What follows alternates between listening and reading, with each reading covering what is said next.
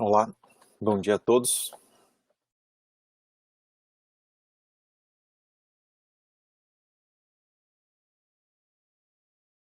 Essa aula de hoje nós costumávamos fazer em laboratório para praticar a análise de resultados no RStudio com a linguagem R,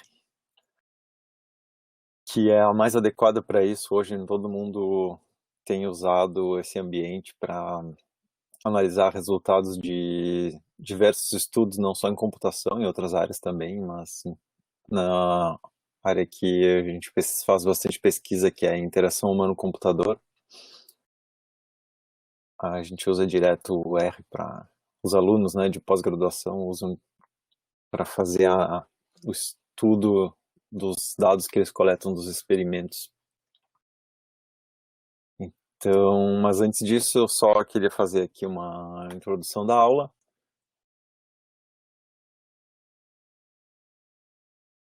Espero que todos estejam me ouvindo bem. Mais cedo o mconf não estava entrando, né? Não sei se vocês tentaram entrar mais cedo, mas ele não carregava, estava lotado. E acho que depois que terminou algumas atividades das 8h30, depois das 10, ele liberou de novo, consegui entrar. Então vamos lá. Nós vamos fazer... vou fazer uma breve introdução, falar um pouquinho do R para quem não conhece. Eu já consultei outro dia, né? Várias pessoas já conhecem. Não quer dizer que a gente saiba, eu também conheço, mas eu não consigo, não tenho fluência no R para saber de cabeça as funções e tal, né? Então, por isso, nós temos aqui também na aula hoje o Jonathan, que é um aluno de mestrado e vai nos ajudar um pouco com essas coisas quando faltar a memória e a gente demorar para achar numa busca online. Certo? Mas a ideia não é nada muito avançado, né, da linguagem, é simplesmente carregar as tabelas de dados que a gente tem e chamar algumas funções para fazer gráficos simples e testes estatísticos. A gente pode, por exemplo, carregar uma lista de tempos que a gente tomou de um experimento e fazer a média, desvio padrão, comparar duas listas com um teste T, coisas desse tipo, a fim de provar hipóteses, né? Todo o nosso objetivo é esse. Então, já vou entrando aqui. Nosso objetivo é pôr em prática o que foi visto na análise sobre a análise de resultados de teste de interação, né? Que nós vamos fazer teste de interação baseado num método científico. É aquela análise somativa final da usabilidade. Coletamos dados com testes de usuário e agora temos que analisar os dados e provar as nossas hipóteses. Certo? Então, de tabela, nós vamos ter que aprender um pouquinho de linguagem R, para quem não viu ainda. Acho que facilmente aprendível num sistema autodidata. Certo? E, enfim, isso vocês vão aplicar diretamente nas análises que vocês vão fazer para os projetos de vocês. Certo? Então, vamos começar aqui. Se vocês não baixaram, eu tinha pedido ontem, mandei uma mensagem para baixar o material do Moodle, porque havia o risco até de a gente não ter o Moodle funcionando agora de manhã. Talvez, por causa do mau tempo, não foram fazer a obra que iam fazer e o Moodle continua no ar, então quem não baixou pode baixar agora o pacote, um arquivo zipado ali na semana de hoje, né? Onde dentro já tem os slides, que são bem simples, mas tem as enunciados nos slides, né? Então seria importante. E depois tem... deixa eu ver o que mais aqui. Vou voltar para minha tela. As tabelas de dois experimentos, um que eu chamei de exemplos, que é um pouco que eu vou tentar mostrar como exemplo para vocês. Então, vocês lembram daqueles exemplos que a gente viu na aula, de técnicas de seleção, então por apontamento, né? Com um mouse ou com um raio que aponta. Essa aqui é duas técnicas, typing e pointing. A gente tem uns dados aqui, dá para fazer alguns exemplos simples. E depois tem um experimento que nós de fato fizemos faz uns 3 anos, acho, que é um experimento um pouco complicado. Eu até queria ter usado um mais simples, mas aqui a gente tinha dados de vários tipos, né, de demografia, dados coletados de experimento, e eles organizados aqui numa planilha Excel, em CSV, que fica fácil de a gente entender. Então, mantivemos usando esses dados aí. É com base neles que vocês vão ter que formular hipóteses e tentar provar usando aqueles dados daqui a pouco. Essa é a ideia. Bom, antes de eu entrar aqui, já explicando um pouquinho, quando eu disse daqui a pouco, isso aqui depende da velocidade de cada um, né? De quem já conhece R ou não, de dúvidas que vocês tenham. Então, é possível que muitos de vocês continuem trabalhando, refinando o trabalho, não só durante o período da aula de hoje, mas depois, amanhã ou depois, até o final da semana, até terminar direitinho. Então, eu deixei um prazo para entrega no Moodle, que não é hoje, é no final da semana. Não posso dilatar muito esse prazo também, porque vocês já logo vão ter que fazer uma análise desse tipo em cima dos dados dos experimentos de vocês, né? Vocês vão ter que fazer experimentos daqui a pouco. Então, não podemos ficar marcando passo. Ok? Algum questionamento até aí?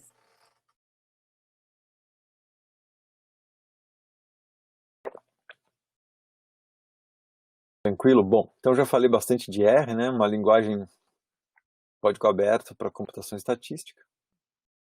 Então, isso aí acabou se difundindo bastante, largamente utilizado em todas as áreas. E foi um boom nos últimos anos, né? Se a gente não fizer qualquer coisa menos boa do que usar o R, as pessoas já dizem, mas por que não usou o R? Então, se costumava usar por linha de comando, no terminal também, mas agora nós temos o RStudio, que é um ambiente já um pouquinho mais amigável. Ele ainda tem uma janela de console para a gente digitar comandos, mas a gente pode rodar scripts, né? Um pouco mais amigável, fazer um browse dos nossos arquivos e tal para carregar. Então é um ambiente um pouquinho melhor.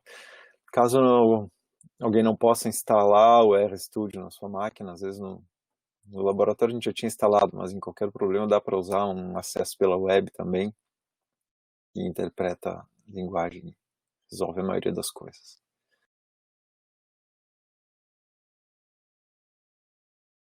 Bom, então tem muitos materiais sobre R disponíveis, tá, que vocês podem buscar na web livremente. E eu vou mostrar aqui algumas operações básicas, só para exemplificar. Então tem uma linguagem assim, interpretada, né, a gente vai dando comandos e ele vai executando, ou claro, a gente pode montar vários comandos num script e rodar todos eles. Então, hoje vamos tentar alguns comandos simples, né? Depois quem quiser aprofundar ou já conhece bem, pode montar scripts com seus comandos, porque aí roda, corrige o script, roda de novo, né? Vai ajustando conforme gostaria. Mas eu vou ver se eu consigo carregar esses dados aqui para mostrar para vocês funcionando uma que outra dessas coisas. Certo, aqui deu algum problema na formatação do slide, né? Estão vendo que esses comentários ficaram aqui pro lado. Mas, enfim, a gente cria variáveis atribuindo a elas certas coisas. Então, usando essa função read CSV, uma função que lê um arquivo CSV é como a separated values, né? Valores separados por vírgula, que é o que é um modo texto bem simples, né? Com vírgulas para separar as colunas. Vocês passam o nome do arquivo, ele vai ler. E depois dá para fazer ele imprimir na forma de string essa tabela, a gente conferir se ela está toda ali. no ambiente do RStudio ele já mostra a tabela numa área de, o que ele chama Workspace, eu acho, né? E depois a gente pode acessar, que funciona como um arranjo, né? Acessar a tabela dando linha, colunas. A gente pode acessar uma linha inteira, né, dizendo o índice da linha e não especificando o índice da coluna. E assim sucessivamente, acessar uma posição direta ou uma coluna inteira. Também tem outras possibilidades de usar o título da coluna, né, como se fossem campos numa struct. Então tem vários formatos aí, é um pouco que aparece nesse slide. Vou compartilhar o meu ambiente do R aqui, tentar fazer coisas bem simples. Para mim já é um desafio aqui, então a gente entra um pouco no mesmo barco. Cada semestre eu tenho que lembrar o que eu esqueci de setar o diretório certo aqui. Bom, primeiro deixa eu compartilhar a minha janela.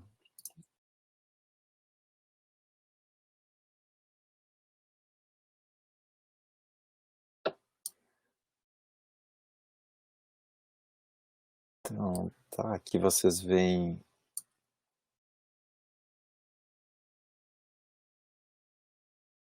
o ambiente do R. Aqui está a console para eu digitar comandos.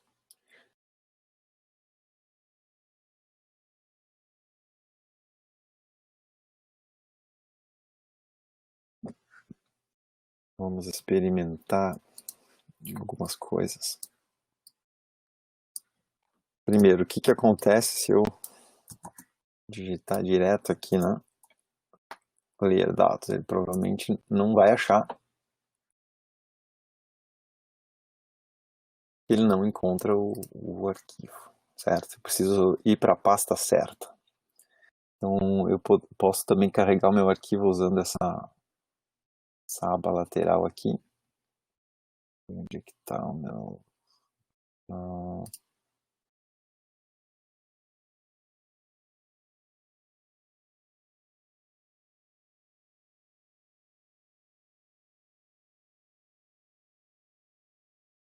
material da aula de hoje.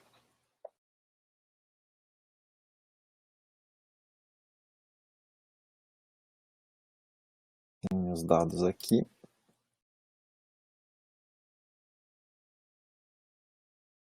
E eu quero carregar, na verdade, um desses aqui, pointing. Eu vou só fazer um import dele aqui. E aqui ele mostra os comandos que ele vai executar para fazer isso. Ele lança uma biblioteca de funções, né? Eu já estava chamando direto o read CSV.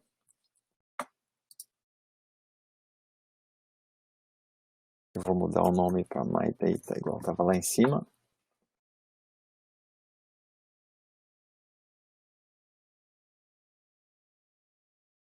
Claro, o dataset não existe porque eu mudei o nome e não mudei o outro, né?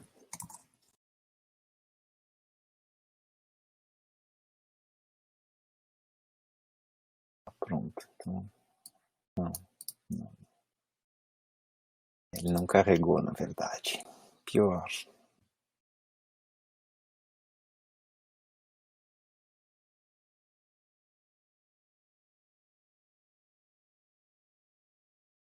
Esse nome aqui, ele não gostou muito pelo jeito, né? Essa string aqui com espaços e barras e tal, deu algum problema. Então eu vou ter que mudar, fazer uma mudança para o diretório. Jonathan, como eu faço para mudar para o diretório? Não é CD, né?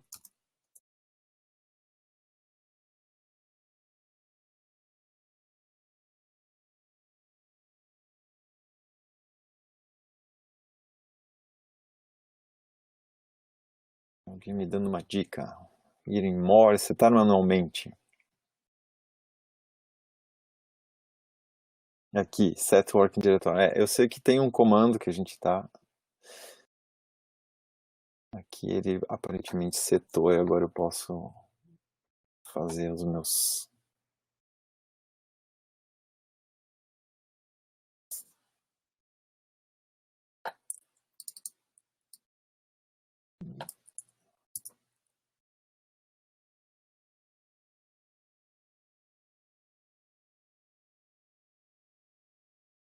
Not found, né? Tem que passar ele como string.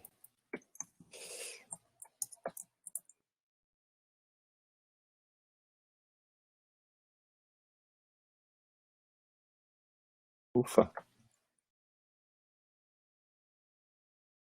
Então tá, ele não tem nomes de colunas, tá me avisando aqui, mas ele carregou a minha tabela, ele até mostra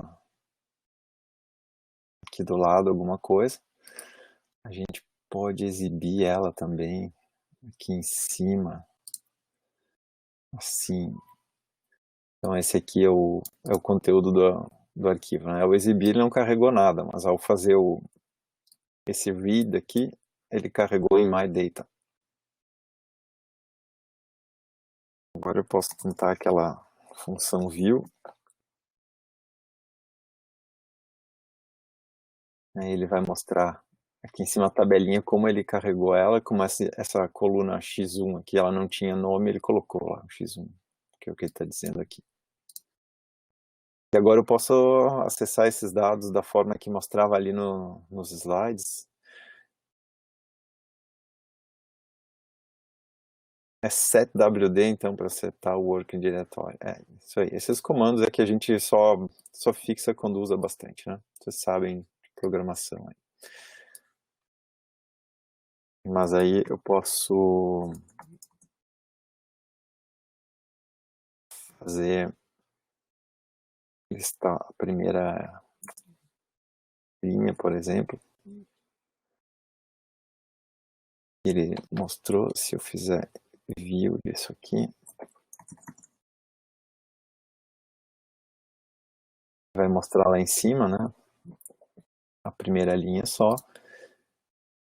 E depois a gente pode chamar outras funções para processar coisas que a gente lê nessas linhas. Então vou seguir nos meus slides. Tem que ficar alternando aqui entre o compartilhamento da tela, não consigo fazer as duas coisas. Então aqui já tem algumas funções que vocês estão vendo. Ali eu mostrei como carregar uma tabela, então depois de passar por todos os passos de dificuldade que eu sei que as pessoas têm na primeira vez, qual é o diretório e tal, então fiz questão de passar por todas as dificuldades e resolver elas aqui para vocês também entenderem. Agora vamos tentar calcular alguma coisa, por exemplo, a média de uma coluna da tabela, como está ali, né? Min, vou voltar para o R aqui.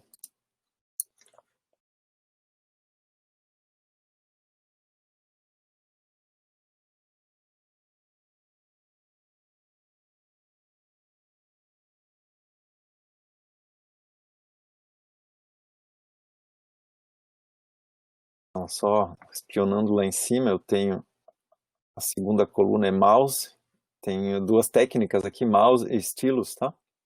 Não precisamos entender muito o problema aqui, é mais processar os dados, então são duas técnicas, dados do mouse e dados do estilos. E o que eu quero fazer é pegar essa coluna aqui e fazer a média. Vamos ver se vai funcionar. Eu peguei a coluna 2. Não funcionou porque eu fiz alguma coisa errada, né? O argumento não é numérico. O que eu fiz ali, eu deixei o cabeçalho essa parte aqui, né? A coluna de título dentro, será? Que me ajuda? O que eu fiz de errado?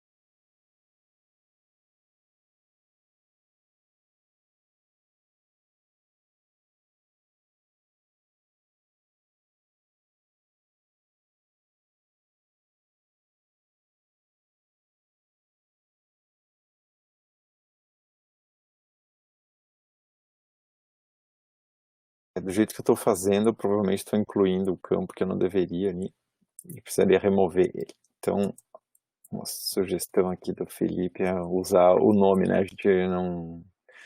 Eu não cheguei a explorar muito isso, mas eu mencionei ali no slide anterior que a gente pode usar o nome do campo. Então, eu pegaria my data, ao invés de colocar os índices, eu vou dizer o título de uma coluna.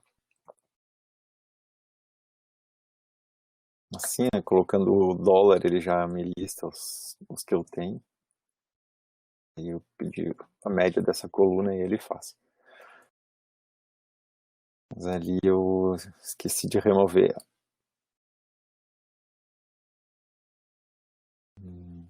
Alguma coisa não é numérica, por isso ele está dando aquele.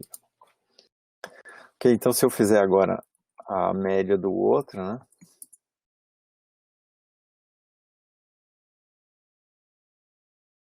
A gente tem aí as duas médias. E pode dizer, ah, essa aqui é mais rápida, aquela é mais lenta, né? Só que não, tem que fazer uma análise um pouco mais de ver todos os valores, né?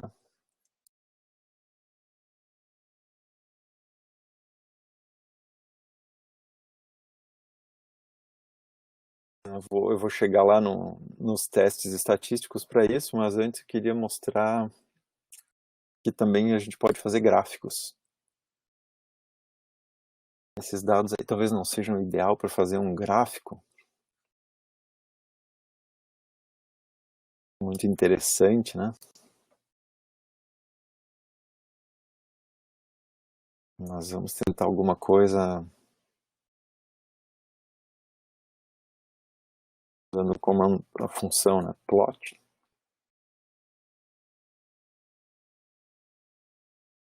Carreguei esses dois aqui. Então, o que que eu posso fazer?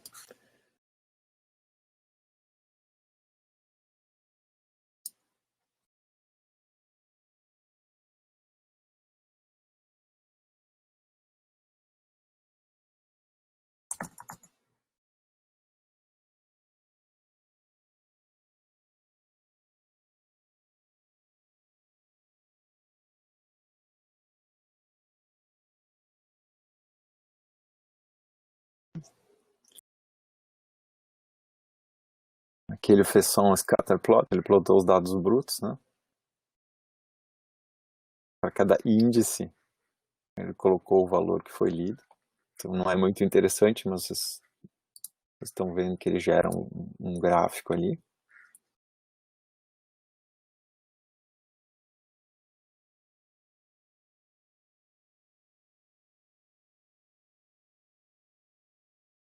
Tem um outro tipo que é o histograma.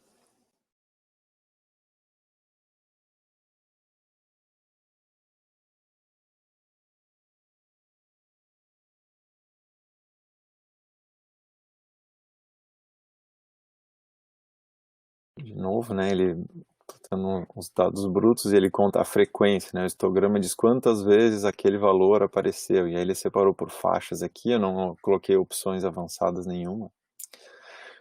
Mas ele faz rapidamente aí alguns gráficos.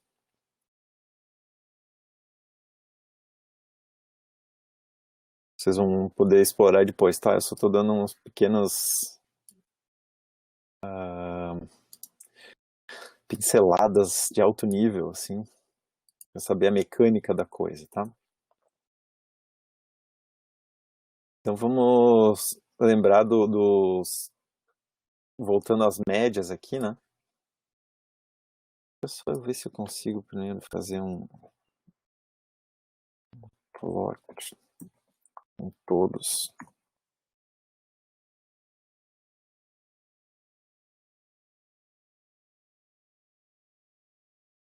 Um contra o outro não faz tanto sentido, não. Carregar alguma outra coisa aqui.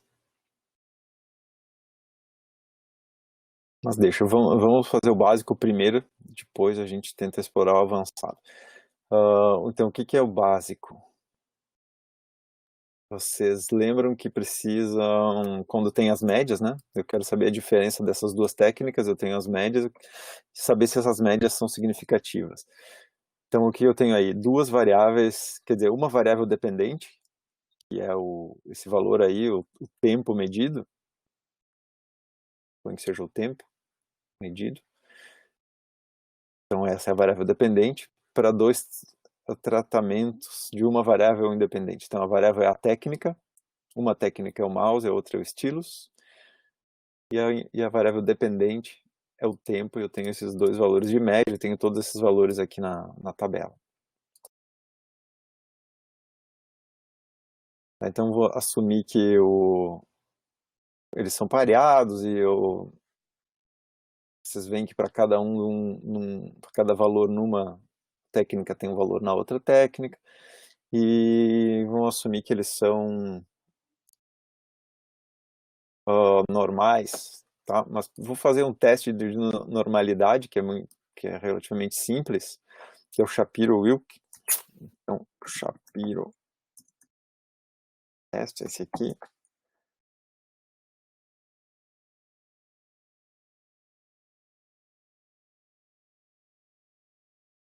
Eu fiz errado. É a mesma coisa de antes, né? Eu tenho que passar isso aqui melhor. Passar separado as duas. Vai funcionar.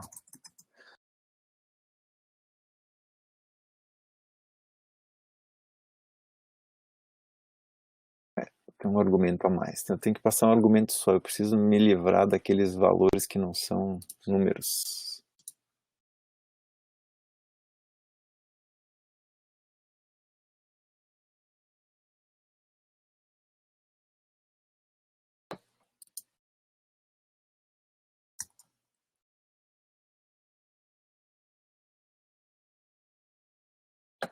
Eu tenho que usar a variável é uma só, mas eu tenho dois tratamentos, então eu tenho duas colunas. É isso que eu tenho que passar, é a tabela inteira com as duas. O problema é que, como eu não sei usar, eu não estou conseguindo filtrar as partes da tabela que eu não quero. Então, se eu dou my data, ele está pegando tudo. Eu não quero que ele pegue tudo.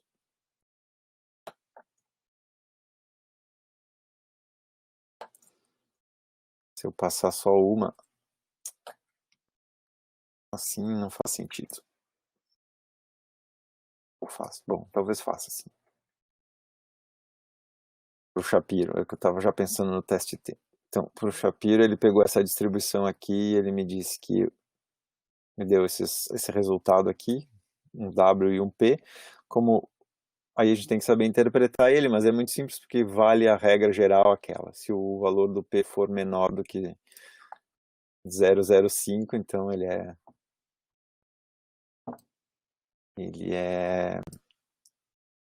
normal, né? E aí deu um valor bem maior. Então ele não é.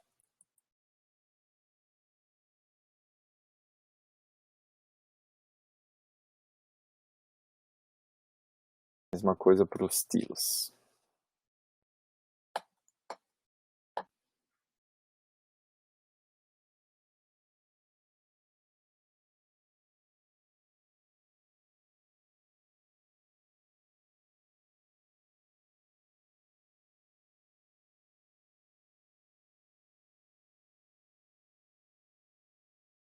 Agora, o teste T que ele faz é o teste T do Welch.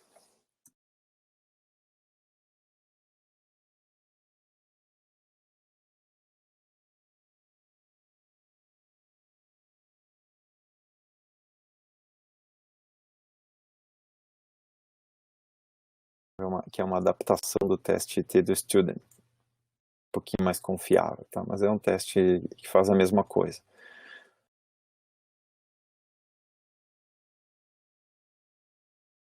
E eu acho que como o Shapiro não deu normalidade, o teste T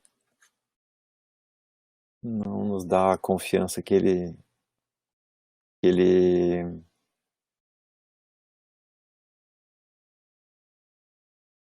Como é que é? Acima, não, rejeita normalidade. A minha lembrança era do contrário, deixa eu ver. Aqui não tá dizendo nada, né?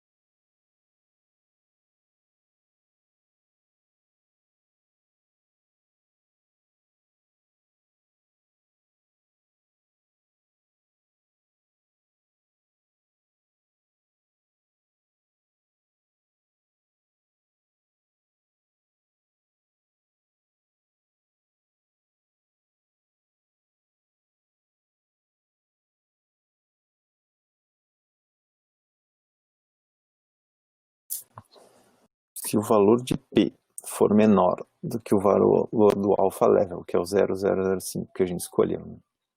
Então a hipótese nula é rejeitada e há evidência de que os dados testados não são normalmente distribuídos.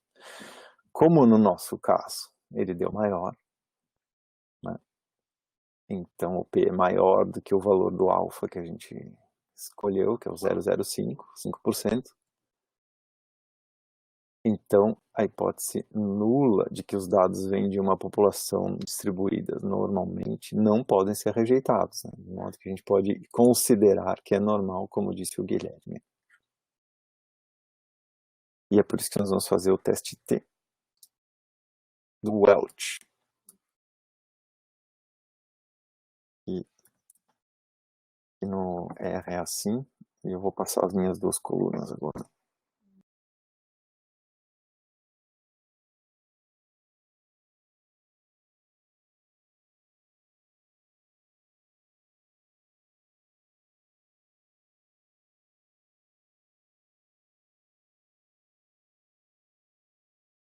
Tem um terceiro parâmetro para a função, que é se ele é pareado, né? Então eu chamaria só assim se fosse um teste between subjects, quer dizer que um grupo de pessoas fez o mouse data e outro grupo fez o stylus data. Mas aqui não, foi o mesmo grupo de pessoas que fez os dois, uma vez cada um alternando, né? Então a gente tem um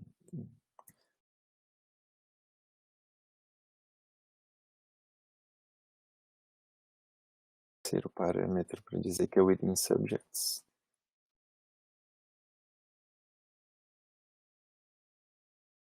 E entre diversos resultados que ele dá aqui, né, ele dá um valor de P, que é bem pequeno, mostrando para nós que a probabilidade é muito alta de que o mouse e o stylus são realmente diferentes, eles causam um efeito no tempo de execução. Tá, então a gente podia ter feito uma hipótese assim, interação com o mouse, interação com o stylus,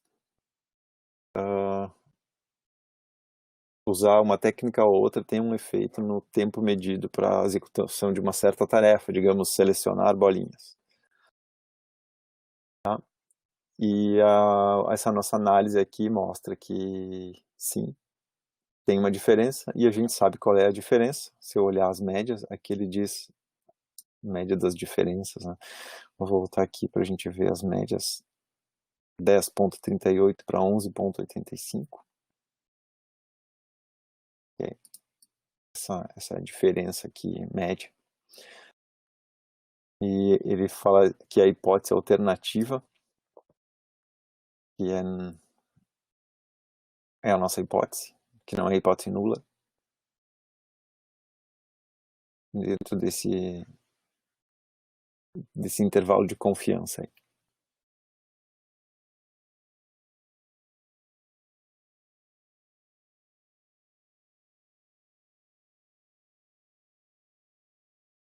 Se vocês continuarem olhando nos slides, né, isso tudo que eu fiz aí estava ali feito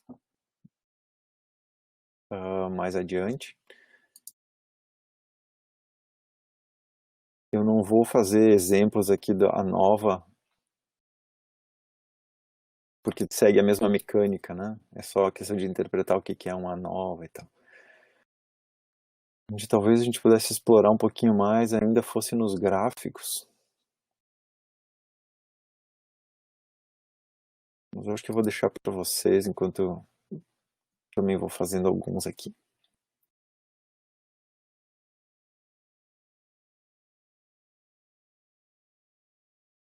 Tá, então vou fechar o meu R, voltando aqui, né? A gente passou pelas médias, passou por alguns plots. Aqui tinha um pizza que eu não experimentei. O teste T nós fizemos.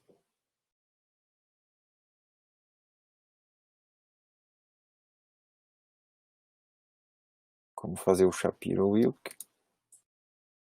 Depois aqui em cima do exemplo, né? Bem o que eu estava fazendo ali, em cima desse exemplo. Fez o teste do Shapiro com os dois lados, fez o t-test pareado.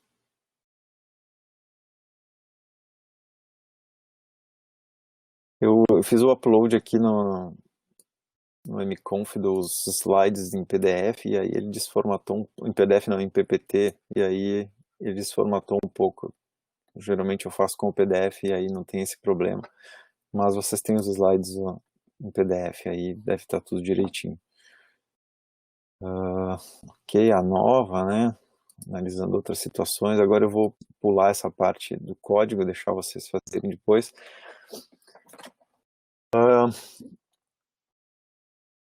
Vou falar sobre o experimento, que é o exercício que vocês têm que fazer, mas eu vou dar um tempinho para vocês experimentarem um pouco mais com esses dados aí antes. Esse experimento é um pouquinho complexo, eu preciso explicar como é que ele foi feito. E aí vocês têm que estar 100% atento, e eu acho que vocês estão ainda experimentando algumas coisas aí. Então, dá uns 3 minutos para vocês concluírem.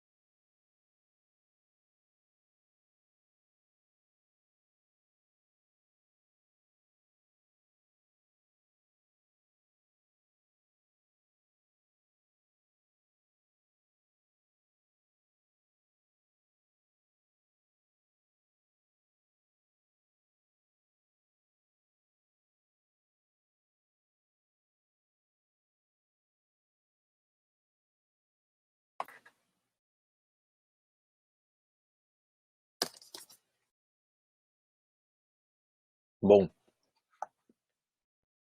vamos lá então. O que é mais importante agora na minha participação aqui é explicar para vocês como é que é o experimento de onde a gente coletou os dados que vocês vão usar no exercício. Tá?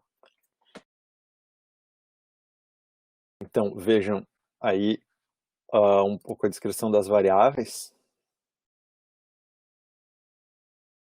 Tá? Eu vou explicar a ideia em cima do outro documento que eu coloquei lá no Moodle.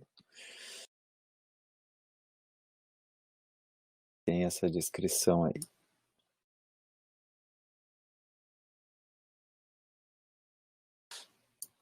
Tá, eu espero que vocês tenham lido antes, senão vai facilitar aqui a minha explicação.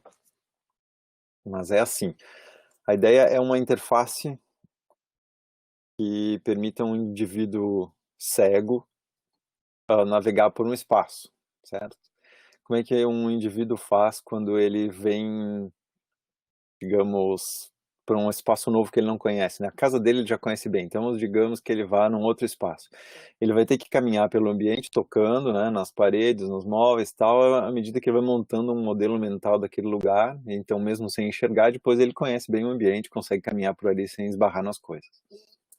Isso ele faz de uma maneira egocêntrica, quer dizer, tudo está centrado nele, ele vai se deslocando, coloca a mão e tal. É assim que funciona quando a gente está no ambiente. Mas digamos que ele tenha que aprender sobre um ambiente olhando um mapa, olhando a planta do prédio. Tá? Então ele não está caminhando dentro do ambiente. Nesses casos, o que se faz é um mapa tátil, quer dizer, seria a planta desenhada com relevo que ele coloca as mãos, né? Seria como se fosse assim, me ver gesticulando aqui, né? Mas é impresso numa lâmina com um relevo onde ele detecta linhas e tais. E assim ele consegue aprender sobre o ambiente de uma forma alocêntrica. Tá? Isso é exatamente o que a pessoa não cega também faz. Né? Se vocês vão para chegam num lugar diferente, vocês vão olhar aí, né? E vão reconhecer o ambiente, aprender sobre ele de forma egocêntrica. E se vocês não estão no local, por exemplo, quando vocês vão fazer uma viagem, estão planejando, vocês pegam um mapa do lugar onde vocês vão, né, um mapa da cidade, veem onde é que ficam as coisas, vocês estão aprendendo sobre o espaço de uma forma alocêntrica. Então, são essas duas coisas.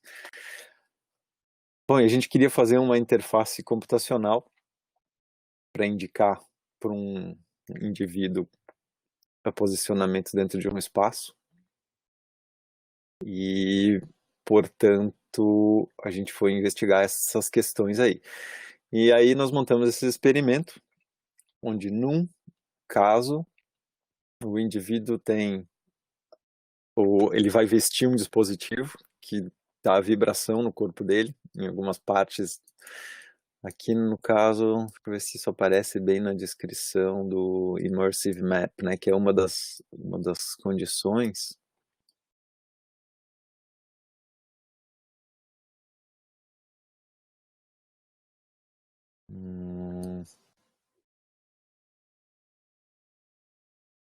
Aqui ele fala da parte do mapa.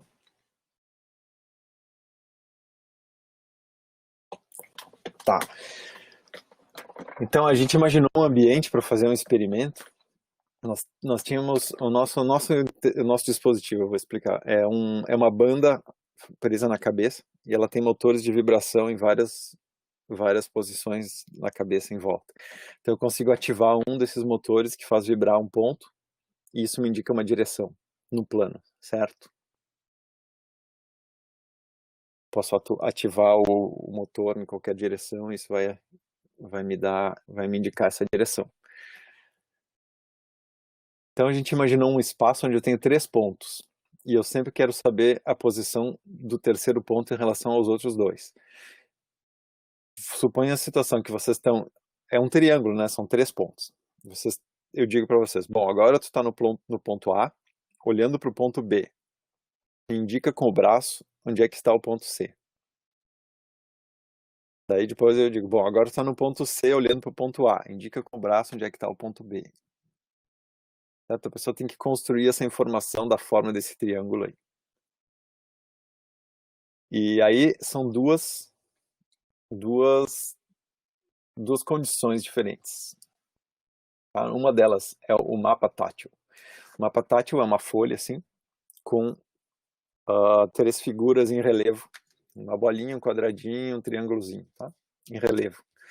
A pessoa consegue tocar ali, sentir exatamente, consegue sentir as 3 posições e conseguir compreender a relação topológica de uma para outra, né? Uma está mais à direita, que ângulo elas estão e tal. E aprende dessa forma. E a outra forma de aprender é usar o nosso dispositivo e eu dizer para ele, bom, tu tá agora no ponto A, na tua frente está o ponto B, e aí faço vibrar, o ponto C está nessa direção. O ponto C está nessa direção. E ele pode se transportar para o outro ponto e olhar. Então ele está no A, depois ele vai para o B olhando para o A, e vê onde está o C, vai para o C olhando para o B, vê onde está o A. E com isso ele monta essas direções, né? Também aprende assim. Então a gente tem o mapa tátil, que é alocêntrico. Eu estou de fora e eu exploro com as mãos sobre o mapa tátil. E tenho o imersivo, o mapa imersivo, que é esse egocêntrico, que eu tenho a minha banda na cabeça. E eu ainda tenho uma terceira condição, que é usar as duas ao mesmo tempo. Eu estou tocando aqui no meu mapa, estou no ponto A, de frente para o ponto B, e ele me indica o ponto C aqui na vibração, e eu percebo ele também aqui no mapa tátil. Tá? Como o cérebro processa esses tipos de informação que chegam pelos meus dedos aqui táteis, ou que chegam aqui por vibração na minha cabeça e tal, de maneiras diferentes, era interessante investigar como é que os usuários iam, como é que ia ser o desempenho deles, tá, em cima disso aí. Aqui na próxima página vou mostrar uma figura, né, mais fácil de a gente imaginar. Eu tinha falado que os mapas táteis eram assim, onde eu posso tocar e entender o ângulo, né? Aqui vocês estão vendo um exemplo de 3 tipos de triângulo, agudo, reto e obtuso, onde eu tenho um ângulo bem grande, onde tem um ângulo reto e onde eu tenho todos os ângulos menores do que é aqui, do que 90 graus, né? Eles são perto de 60. Tá. E isso então era uma variável do nosso teste também. Ele era, como eu disse no início, bastante complicado. Vocês não devem montar experimentos tão complicados assim. Tá? Porque nós tínhamos, voltando aqui no slide anterior, uma variável que é a modalidade tátil. São essas 3, tá? Então é uma variável com 3 condições, 3 valores, até aí é ok, uma variável independente. Só que a gente tem uma segunda variável independente que é o tipo de mapa, agudo, retângulo e obtuso. Que talvez seja mais fácil detectar, aprender as posições no mapa, se o triângulo é mais próximo do equilátero do que não, né? Não sei. Ângulos muito agudos podem dar dificuldade, então como a gente não sabia, a gente colocou mais essa variável aí. Isso faz com que a gente tenha 3 aqui, 3 lá, né? Isso já são 9 situações diferentes. Eu multiplico, né? O mapa tátil com agudo, mapa tátil com retângulo, com obtuso. Daí a banda tátil na cabeça, né? O imersivo também com as 3 e assim vai. Nós tínhamos 9 condições para testar. E a gente coletou vários dados, entre eles o erro na reconstrução. O que era a reconstrução? Depois que a pessoa explorasse o mapa, ela tinha que desenhar numa folha de papel o triângulo, a forma do triângulo que formava os 3 pontos.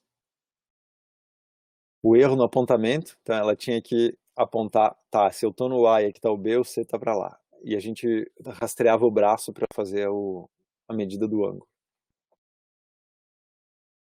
Outra é o tempo de reação, né? Quanto tempo ela demorou para dar a resposta. Então ela teve que refinar, assim, não, é mais para cá, pensar, né? Tem um trabalho feito aí, então envolve um tempo de reação. E claro, a gente mediu também a carga de trabalho, então isso se mede daí com questionários. Carga de trabalho, a gente viu o questionário NASA TLX para isso. E a facilidade. Então a gente viu no questionário questões sobre foi fácil, foi difícil, qual foi mais fácil, qual foi mais difícil. E aí a tarefa é essa que está descrita aqui, né? Tarefa de fechamento de triângulo.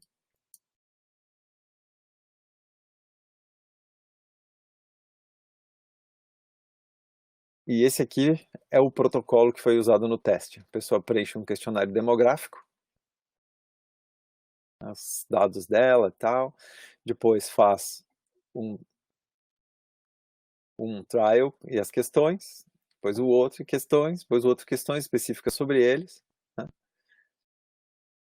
E depois lá no final, no final não, era nesse formato. E para cada uma das trials ele tinha que explorar um dos mapas, então um era sorteado com uma das modalidades. Né? Ele não sabia de nada, se tinha três, nada. Eles só vinham com um mapa para ele, que é um dos tipos, um daqueles três tipos. Uma das modalidades, se era só vibração na cabeça, só o mapa tátil ou as duas. E ele tinha que desenhar a reconstrução no papel e fazer o apontamento de posições. Isso é a trial. Então, na outra vez eles sorteavam outro mapa com outra modalidade, né? E para cada pessoa a ordem era diferente disso, para embaralhar. E as questões eram sempre a carga de trabalho e a single easy question, né? Achei fácil fazer essa tarefa. Uma pergunta só sobre facilidade. É o que dizia lá em cima. Easiness. Facilidade. E aí nós coletamos todos esses dados. Imagine que tenha dúvidas sobre o experimento, sobre alguma variável.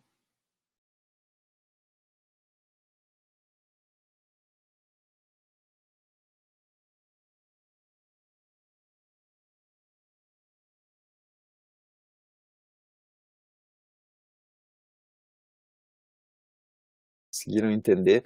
Talvez olhando os dados também ajude. Tá? Isso aqui é esse slide que ele resume as variáveis. Agora, eu poderia mostrar os dados para vocês têm eles ali, né, naquele...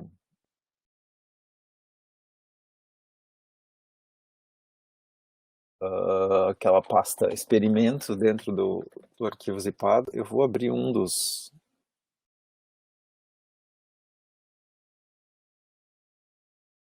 Abrir essas tabelas aqui no meu R, só para olhar. Tem que compartilhar ele.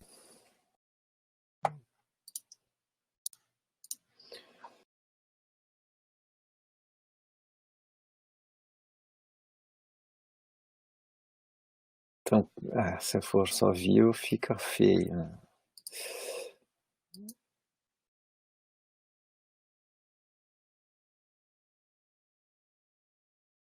Aqui vou ter aquele mesmo problema de antes.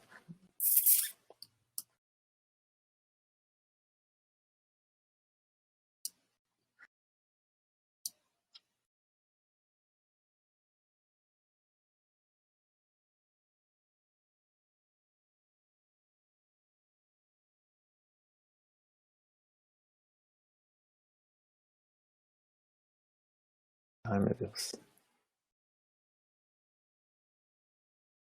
Certo.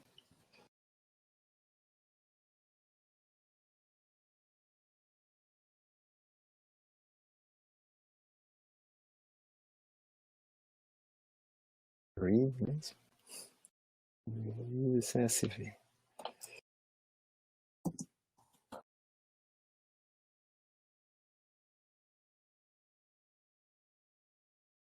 Onde estão os dados coletados do experimento, é no merge. Você vê, claro, vocês podem olhar o XLS, também ali o Excel.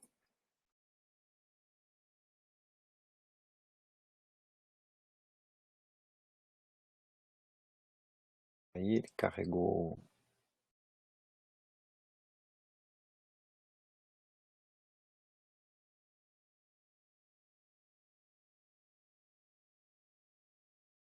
Pegou a minha tabela. Nessa aqui, então, foram juntados todos os dados. Por isso ela se chama merged, tá? Mas tem separado ali os dados demográficos, se vocês quiserem explorar mais facilmente.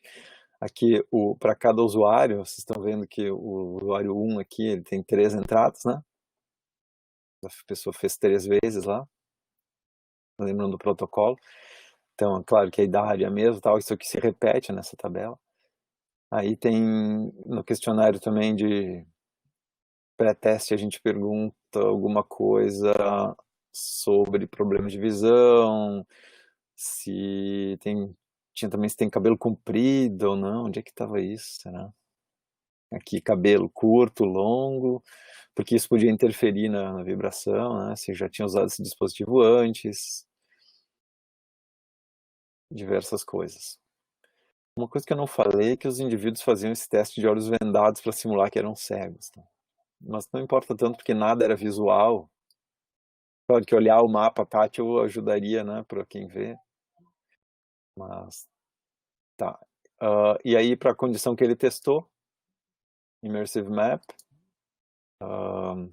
Tactile Map e os dois juntos, e aí foi sorteado o triângulo, né? Não foi com todos os 3 triângulos para cada um, senão o teste ia ficar muito longo, mas para cada condição tem o tempo que foi usado aqui em... Esse tempo é em milissegundos? Olhar lá a descrição. Demanda mental, física, temporal, isso aqui é o NASA Tese X, né?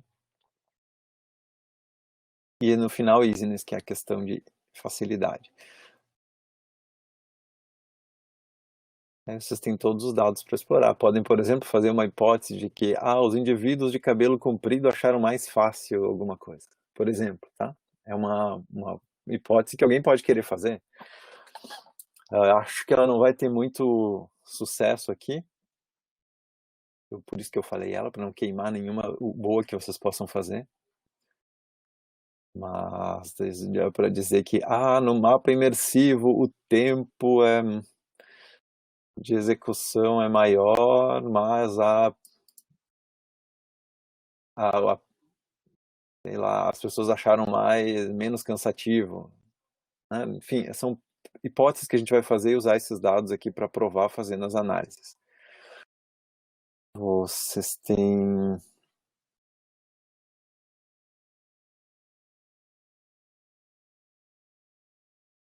Não vou fazer assim, vou deixar vocês olharem, eu vou voltar aqui para os meus slides. As questões são essas, então. Vocês primeiro têm que caracterizar a população. Quando a gente faz um estudo, a primeira coisa, na hora de dar os resultados do estudo, é dizer a população. Então, a população vem nos resultados, não vem na metodologia, né? Vem depois, diz assim, então, 32 indivíduos participaram do experimento, nenhum deles tinha cabelo comprido, todos tinham curso superior, 50% eram mulheres, né? A gente descrever a população. Então, vocês vão ter que olhar agora os dados da população e descrever, assim, textualmente, num parágrafo.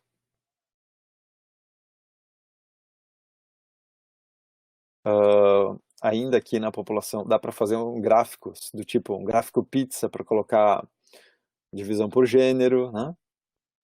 Coisas assim que ajudam a descrever a população. Então, dá para dizer, no gráfico tal tem a estrutura da população por idade, por problemas de visão e tal. E aí, explicar como é que se caracteriza a população. Essa é a questão 1. Não precisa nenhum teste estatístico. O 2 é analisar os dados e elaborar algumas hipóteses que possam ser provadas ou refutadas a partir da análise dos dados qualitativos. Tá?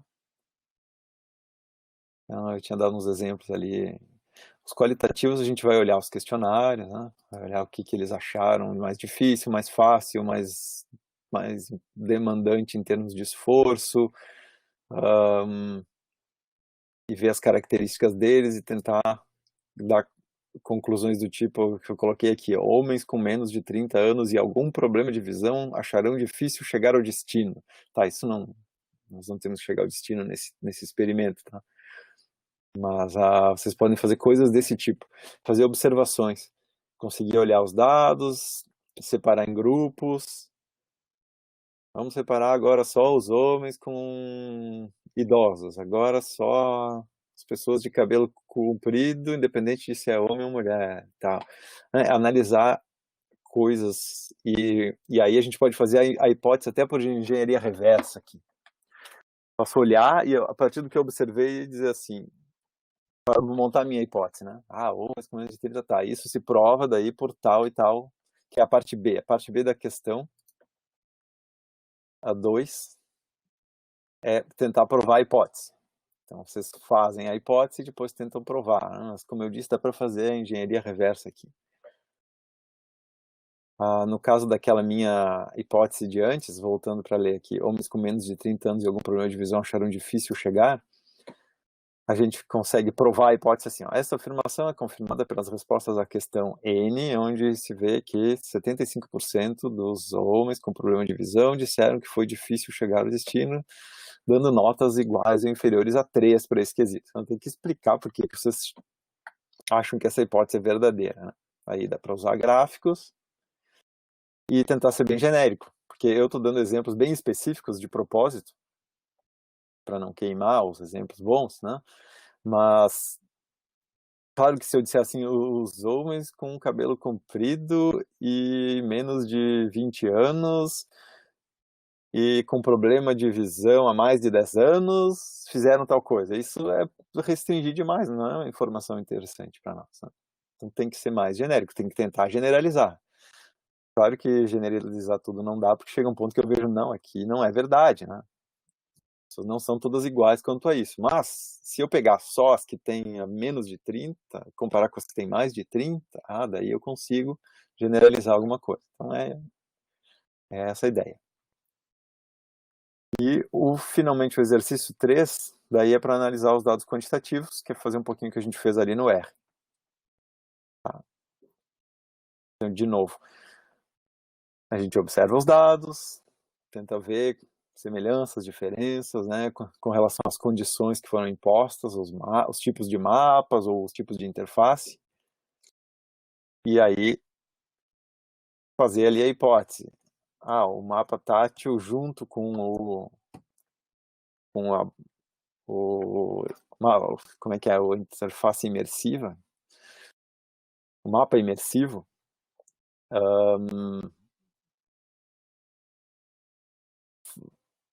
obtém, pessoas usando as duas técnicas combinadas, obtêm um tempo menor do que usando cada uma das duas separadas, por exemplo. Ou obtém um tempo menor do que a uma delas, mas igual ao da outra sozinha. Então, talvez aquela sozinha que tenha um impacto maior, né? Mesmo quando elas são usadas juntas. E como é que a gente pode provar essa hipótese? Indo lá, pegando os dados, separando nos grupos e medindo os tempos, fazendo análise estatística e dizendo, aquela média ali deu diferente e essa diferença é significativa, fazendo o teste. Deu para entender tudo?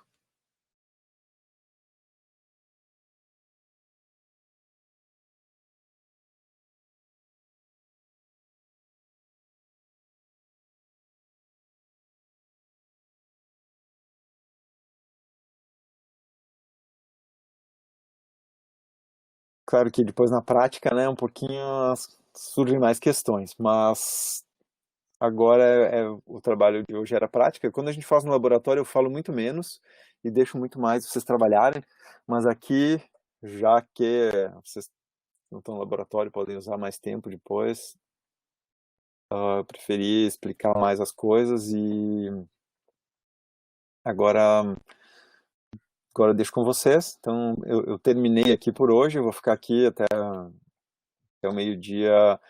Vocês podem fazer perguntas ao vivo, se tiverem dúvidas. Se não, podem sempre escrever lá pelo Moodle. Tá? E vocês têm que entregar isso, tem uma atividade lá no Moodle para isso.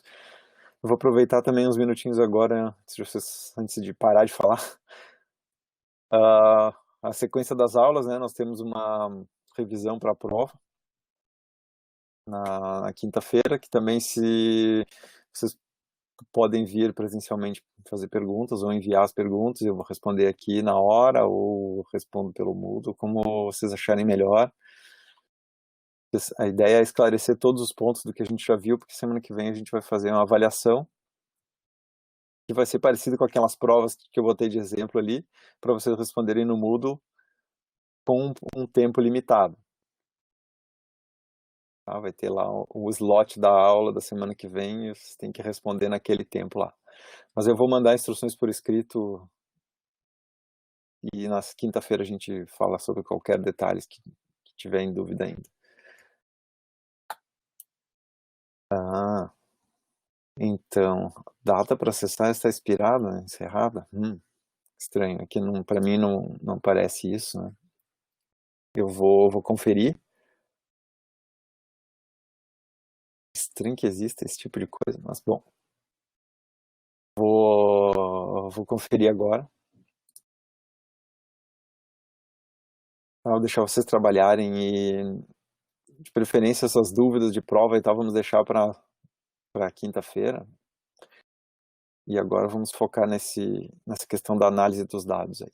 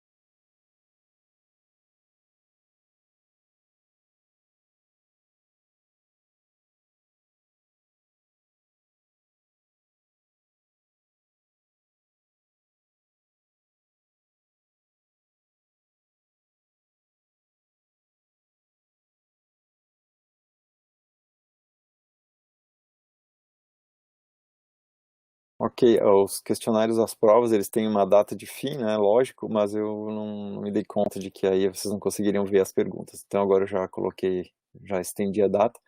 E eu lembro também que lá no Moodle eu coloquei um formulário de pesquisa para vocês darem um feedback sobre as aulas. É um formulário anônimo, tem 12 perguntas, já no estilo assim de questionários que vocês fazem também para IHC, para avaliar a interface. Então serve de exemplo ali com uma escala de 6. Vocês preenchem lá para cada afirmação se concordam ou discordam. Isso vai ajudar a gente a entender o que está acontecendo, né?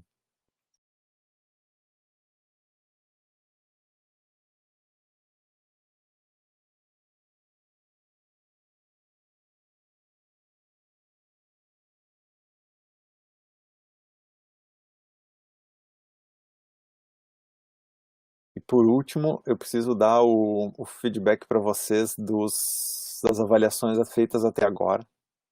Né? Elas estão espalhadas, eu não consegui juntar ainda para divulgar. Vou colocar no Moodle em breve as avaliações parciais.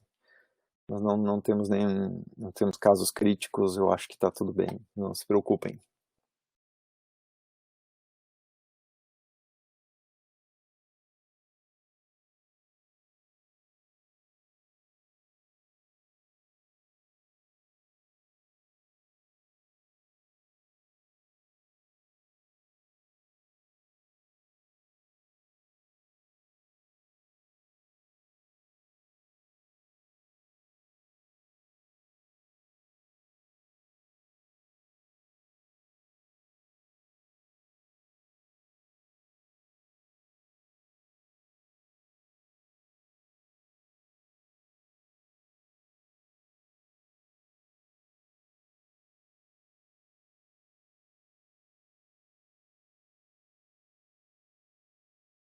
Última, então, me perguntam o dia de entrega do trabalho final.